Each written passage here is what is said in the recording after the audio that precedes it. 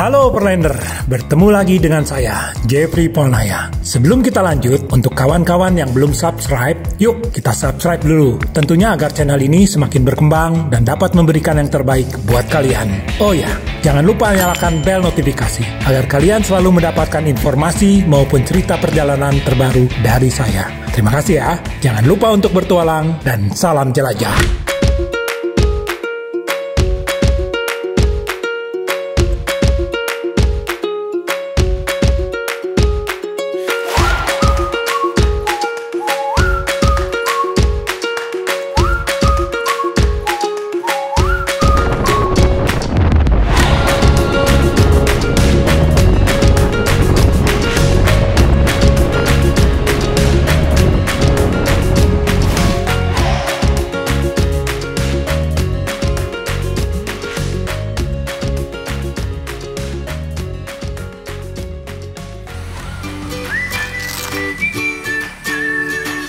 Halo Overlander, bertemu lagi dengan saya Jeffrey Polnaya.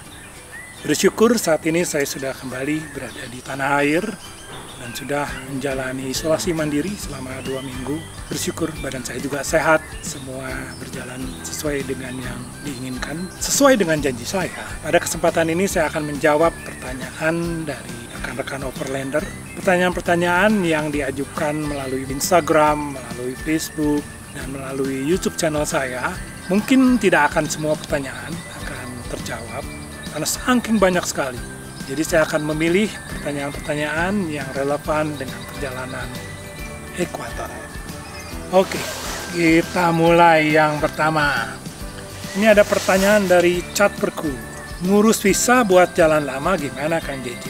Apakah pulang pergi ke Indonesia atau gimana? Apalagi rute touring ini kan zigzag gitu.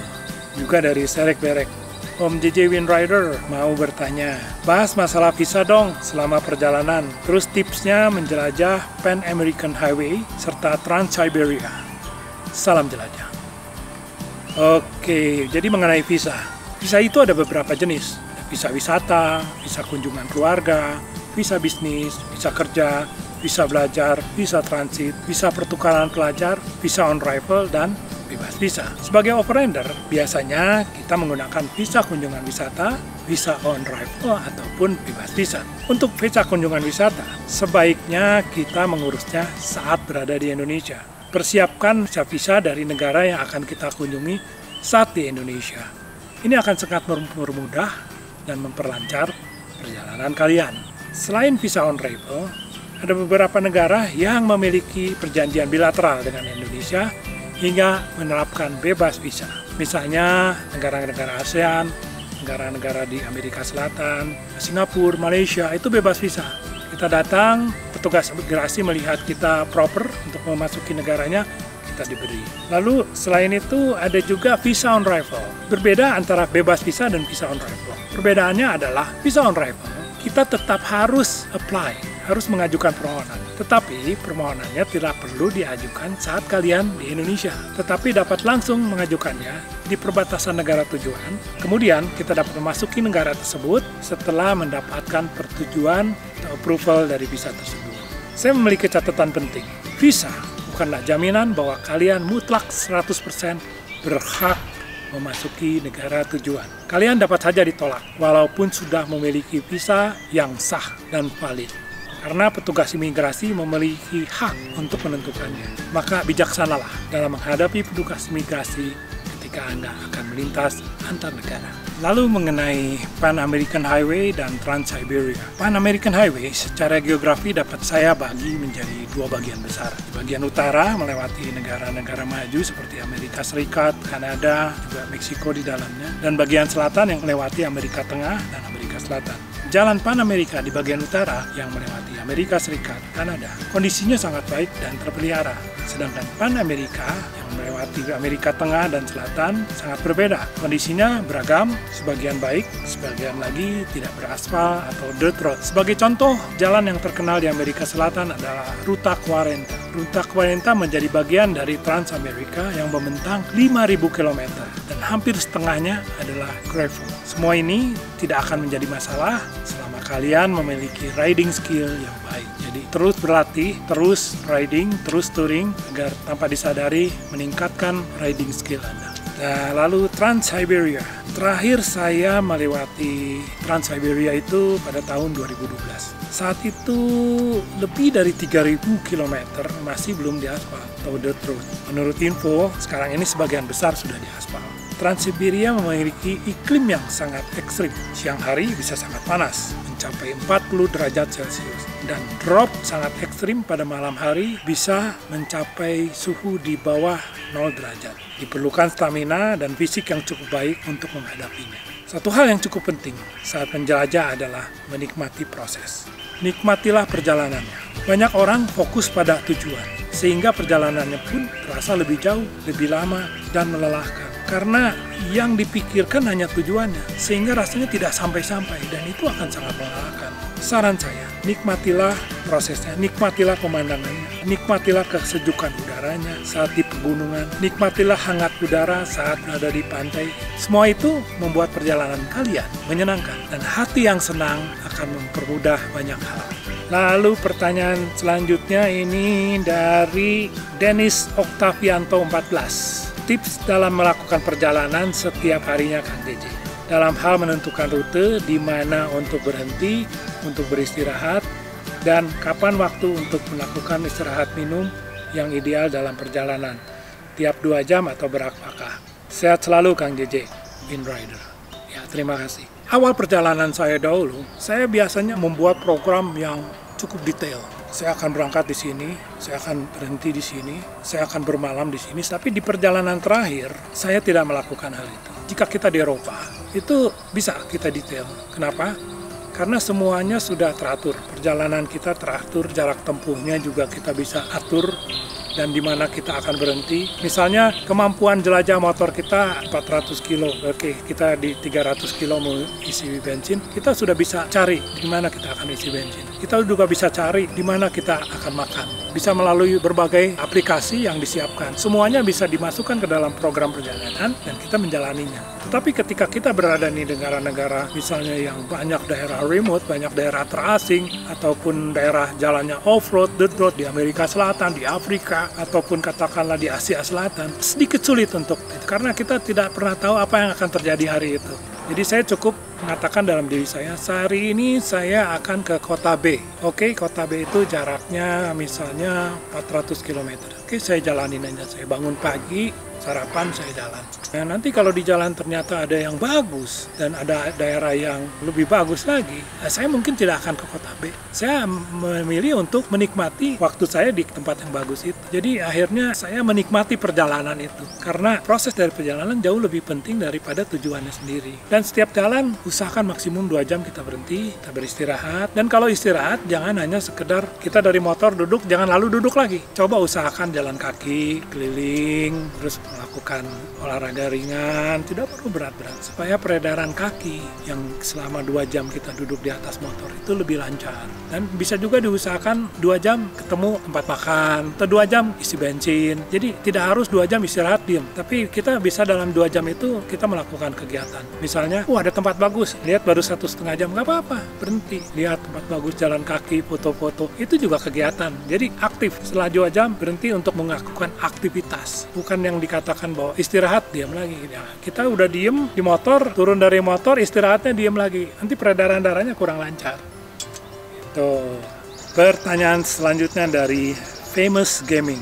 Kang JJ, punggung bisa kuat riding lama, gimana caranya Kang? Apa ada alat khusus biar nggak sakit punggung saat riding jauh? Pengalaman saya riding 3-5 jam sudah sakit. Ini juga berkaitan dengan pertanyaan dari Kadafi 27. Om Jeffrey, saya ingin bertanya, saya sudah pernah touring beberapa kali, yang paling jauh sejauh 1.300 kilo. Saya minta tipsnya untuk mempertahankan stamina, karena beberapa kali setelah touring fisik saya agak drop, tapi saat touring sehat-sehat aja. Mohon tipsnya Om. Ini ada kaitannya dengan pertanyaan dari satutenda.com. Kang JJ, kalau riding lama seperti Kang JJ, pernah merasa kesakitan di area sekitar betis nggak Kang? Soalnya kan digantung hampir sepanjang hari. Terus kalau pernah, gimana ngatasinnya? Soalnya saya baru selesai touring Jakarta Sabang dan betis saya sakit banget Kang. Kebugaran dan kesehatan adalah hal yang perlu dipelihara, dijaga, dan harus kita buat. Kita tidak perlu sekuat atau sehebat seorang atlet, tapi yang penting kita sehat dan prima. Saya sendiri di dalam video-video yang sudah saya sharing, kalau kalian memperhatikan, saya pagi-pagi itu jalan kaki dulu. Jalan kaki paling tidak satu hari minimum 6.000 langkah. Dengan berjalan 6.000 langkah, paling tidak peredaran darah kita akan lancar, hingga kita tidak mudah pegal. Lalu mengenai rasa sakit yang timbul, pegal, dan lain-lain, itu dapat disebabkan berbagai hal. Misalkan ergonomik, posisi riding yang tidak betul, ataupun stang kemudi Anda posisinya kurang pas, waktu istirahat, tegang saat mengemudi. Saya coba bahas satu-satu. Ergonomik adalah posisi Anda ketika Anda riding. Caranya gampang. Ini cara saya, ya mungkin berbeda dengan yang lain. Naikkan tangan Anda, lalu jatuhkan pelan-pelan. Di saat dia berhenti, di situ posisi yang paling enak untuk tangan Anda. Nah, usahakan Anda atur stang supaya di posisi itu, supaya enak. Jadi Anda tidak harus menahan hingga jatuhnya di situ. Badan juga tegak. Dengan posisi yang enak, Anda tidak mengeluarkan tenaga. Jadi tidak mudah pegal. Selain itu, posisi stangnya diatur supaya pas. Lalu juga pegal karena kita mengalami trauma fisik. Misalnya kita pernah terbentur di bagian tersebut, bisa di betis atau di badan, sehingga ada trauma secara fisik yang membuat dia tidak sekuat otot-otot yang lain. Dan ini tentunya membuat dia lebih mudah fatigue, lebih mudah pegal. Yang selanjutnya adalah waktu istirahat. Tadi sebenarnya saya sudah terangkan. Waktu istirahat 2 jam maksimum, stop, istirahat, jalan kaki, keliling, olahraga ringan, supaya peredaran lancar. Itu juga akan mengurangi. Lalu tegang saat mengemudi. Apa hubungannya tegang dengan pegal-pegal? Misalnya begini, ketika Anda tegang, tanpa disadari Anda itu salah satu jari itu tegang juga ikut. Mencet rem atau apa, tegang. Nah, ketegangan di 2 jari ini itu akan menarik otot. Menarik salah satu otot di belakang. Otot itu bekerja jauh lebih berat dari otot-otot yang lain. Itu yang membuat Anda pegal. Jadi bagaimana? Relax. Riding itu relax. Usahakan otot-otot Anda juga relax, sehingga tidak capek. Dan juga sakit dan pegal melelahkan karena mental block. Apa ya mental? Jadi gini, mungkin kita pernah lihat satu kecelakaan ketika seseorang menyusul lalu celaka. Dan ini membuat kalian takut. Jadi saat riding, Anda ingin menyusul, Anda ikut kejadian itu, Anda tidak jadi. Dan akhirnya speed Anda itu semakin pelan dan semakin pelan. Ini akan melelahkan, sehingga lelah, kemungkinan sakit ototnya terjadi. Lalu mengenai sakit yang di betis. Jadi sebenarnya naik motor itu Anda tidak menggantung betis Anda, karena betis Anda itu duduk di step, ada penahan. Coba atur posisi betis Anda lagi.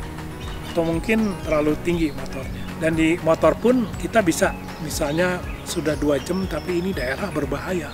Ini daerah rawan untuk berhenti. Kita tetap bisa melakukannya sedikit di motor. Kita angkat kaki turun di atas motor tapi kakinya bergerak. Itu juga akan mengurangi rasa pegal atau rasa sakit. Saya rasa gitu jawabannya. Ini ada pertanyaan dari Kusmi Chan DR. Salam jelajah, obat-obatan apa saja yang dibawa Kang JJ selama dalam mengembara di kolong langit? Terima kasih, salam sehat selalu Kang JJ. Jadi yang nomor 1 itu obat-obatan pribadi. Kalau saya sendiri tidak memiliki penyakit khusus, tapi untuk rekan-rekan yang sudah memiliki misalnya diabetes atau apa, ya obat-obatan itu penting dibawa. Jadi itu utama. Lalu obat-obatan lainnya misalnya gini, untuk sakit perut, untuk nanti keracunan kan, makan salah. Lalu yang paling sering misalnya sakit kepala, paracetamol. Usahakan tidak membawa obat-obatan yang terlalu keras. Kenapa? Karena ini nanti akan menjadi masalah ketika kita melintas border. Dan negara-negara tertentu yang tidak memperbolehkan kita membawa obat-obatan tersebut. Walaupun kita punya alasan bahwa itu obat-obatan pribadi. Kalaupun nanti obat-obatan itu dibawa, alangkah baiknya kalian membawa juga surat dokter yang menyarankan kalian minum obat tersebut. Jadi ketika nanti di perbatasan ditanyakan, Anda memperlihatkan bahwa itu diresepkan oleh dokter kalian dan kalian memerlukannya. Lalu pertanyaan selanjutnya, banyak juga ya. Ini dari Asel Arba, Om JJ, waktu itu episode ganti ban, si Garuda menggunakan ban dalam. Apa kelebihannya sehingga Garuda menggunakan ban dalam daripada tubeless? Ini sebenarnya masalahnya bukan soal mana lebih bagus tubeless atau ban dalam, tapi karena motor yang saya gunakan itu dia menggunakan jari-jari sehingga disarankan untuk menggunakan ban dalam. Saya lebih senang untuk mengikuti rekomendasi yang dikeluarkan oleh pabrikan. Triknya adalah saya menggunakan ban dalam khusus. Dikatakan khusus karena ban dalam ini heavy duty untuk beban berat dan ketebalan dari ban dalam yang saya gunakan adalah 4 mm. Jadi diharapkan dengan ban dalam tersebut, yang tebal tersebut, mampu mengatasi medan. Dan sejauh ini saya tidak ada masalah.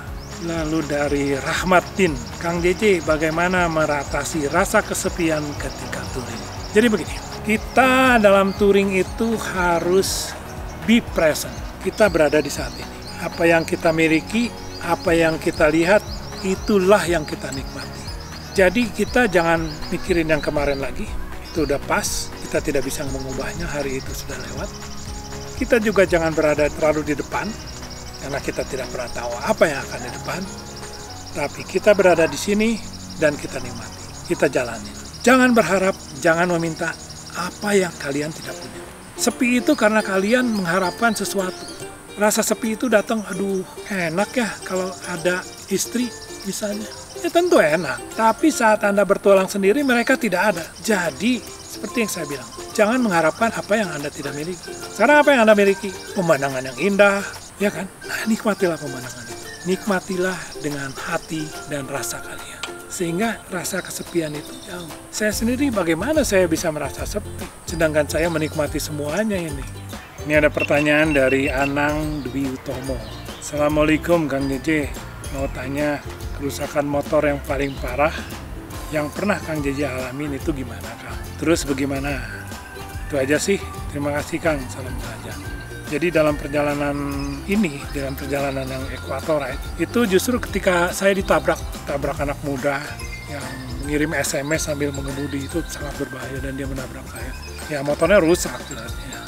Motornya rusak, saya pun juga mengalami cedera. Ketika kita ingin mengadakan satu penjelajahan, saya harap kita tidak berasumsi dengan kerusakan yang akan terjadi pada motor. Karena bilau bagaimanapun motor itu sudah dibuat sedemikian rupa untuk kuat. Jadi kalaupun rusak tentu ada cara untuk memperbaikinya. Gitu ya, untuk Anang Dwi Utomo. Pertanyaan berikutnya, Abimanyu. Sehat terus Kang JJ, terima kasih. Mau tanya, selama menunggu lockdown berakhir dan perjalanan bisa kembali dilanjutkan, apakah akan ada riding antar kota ke tempat wisata di Indo? Salam jelajah. Mungkin saja. Mungkin saja. Coba kita riding Indonesia, kenapa tidak? Bisa saja, bisa saja. Saya tampung dulu ya. Lalu dari Ganep Saputra, mau tanya Kang, untuk peralatan vlog seperti action cam, laptop, dan lain-lain, sama GPS yang dipakai selama perjalanan Equator Ride Kang. Makasih Kang, salam jelajah. Action kamera saya punya 4, jadi bisa disimpan di mana-mana. Dan saya juga membawa DSLR merah. Lalu GPS kan macam-macam, selain tentunya yang sudah memang khusus GPS seperti Garmin, TomTom, dan lain-lain. Juga sekarang smartphone itu kan sudah ada aplikasinya. Kalau kita punya WiFi, offline juga bisa di Google Maps. Tapi kalau kita tidak mau selalu download, ada satu aplikasi yang cukup baik saya gunakan yaitu Maps.me. Maps.me. Aplikasi ini menurut saya cukup mumpuni karena tidak perlu internet, dimanapun tetap jalan. Tentu ada lebih dan kurang, kita diperbandingkan selalu. Jadi kalau aplikasi Maps.me kemana, pakai Waze kemana, dan kita yang memilih yang terbaik, kita yang menentukan. Semua baik. Pertanyaan dari Arinoe 19. Halo Kang JJ, saya mau tanya, apakah kendaraan yang digunakan harus dibayar pajak tahunan di Indonesia selama lintas negara? Karena setahu saya sistem online perpajakan untuk kendaraan belum secanggih itu. Terima kasih. Jadi untuk pembayaran pajak kendaraan ketika kita berada di luar negeri, ya kita coba dulu secara online memungkinkan atau tidak. Kita coba, bila secara online ternyata tidak memungkinkan, ya kita kirim ke tanah air. Makanya sebelum habis, kita kasih spare 1 bulan sebelumnya, kita bisa mengirim dokumen dengan kurir yang terpercaya tentunya. Mungkin mahal, sedikit mahal, tapi ya itu kan nyawanya motor. Kalau kalian di jalan tidak bawa surat kendaraan, ya itu sangat berbahaya.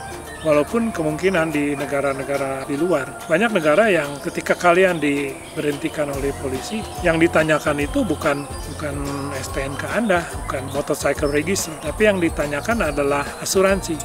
Lihat asuransi Anda. Jadi tiap negara memiliki peraturan yang berbeda. Tapi ketika kita memiliki semua, apapun yang ditanya kita punya.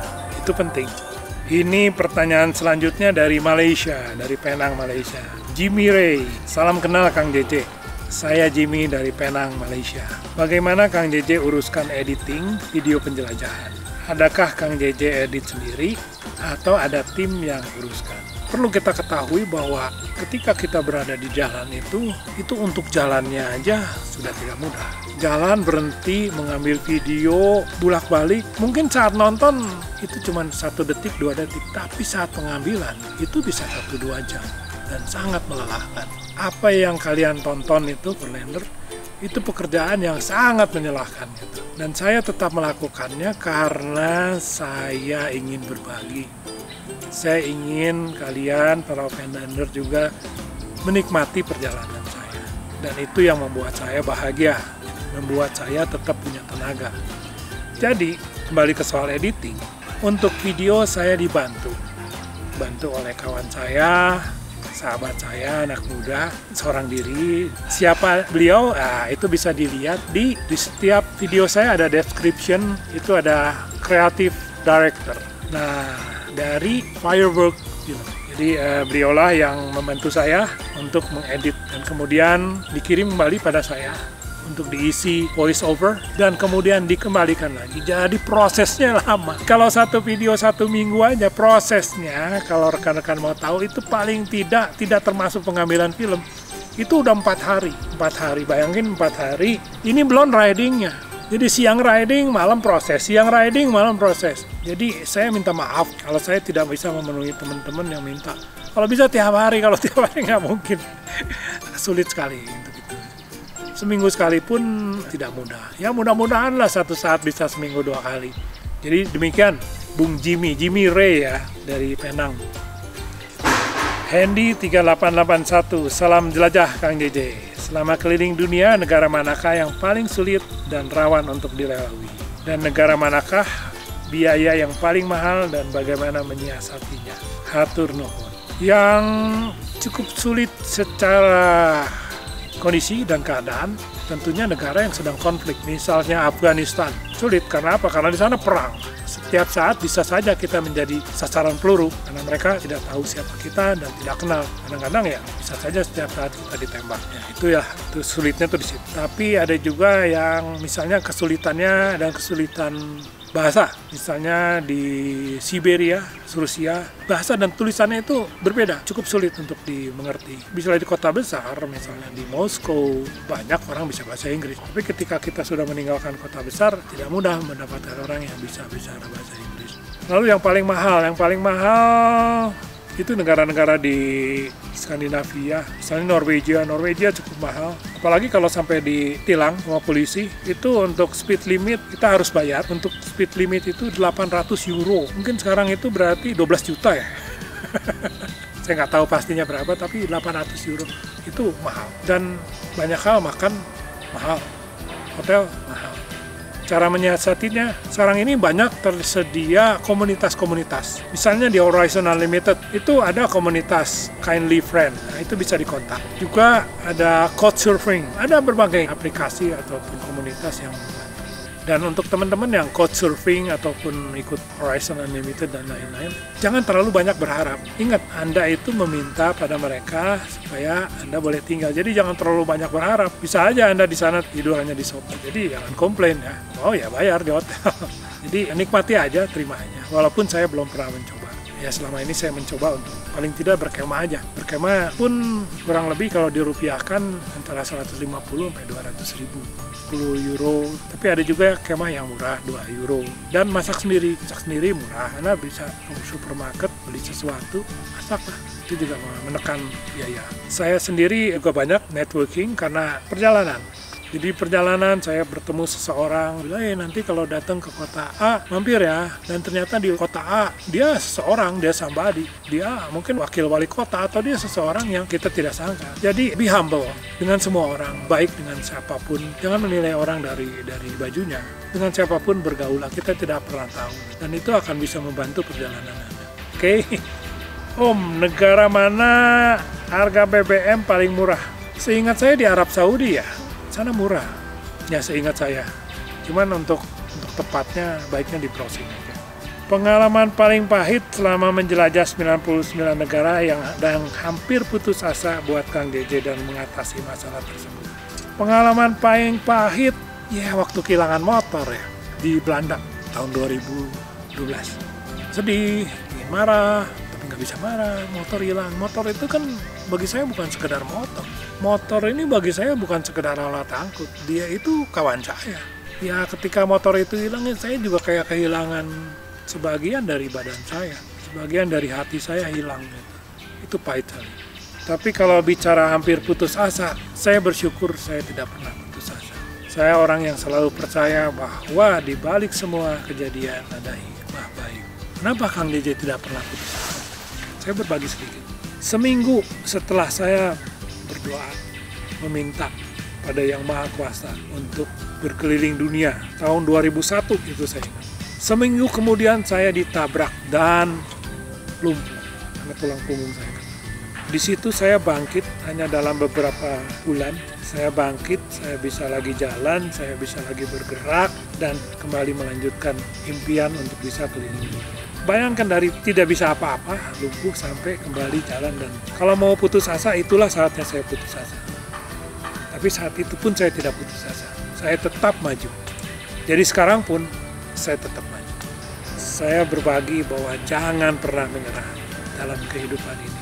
Karena mungkin saja bahwa keberhasilan itu hanya beberapa langkah lagi di depan kalian. Jadi jangan pernah menyerah. Maju, maju, dan maju. Oke, kawan-kawan Overlander.